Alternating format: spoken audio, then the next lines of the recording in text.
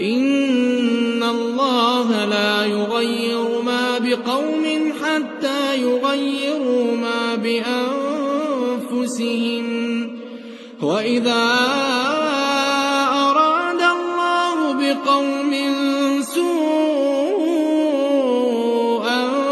فَلَا مَرَدَّ لَهُ ۚ وَمَا لَهُم مِّن دُونِهِ مِن وَالٍ. هُوَ الَّذِي يُرِيكُمُ الْبَرْقَ خوفا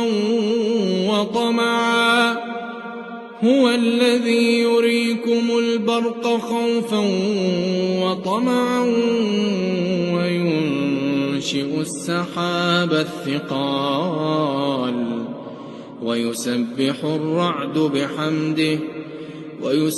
الرعد بحمده والملائكة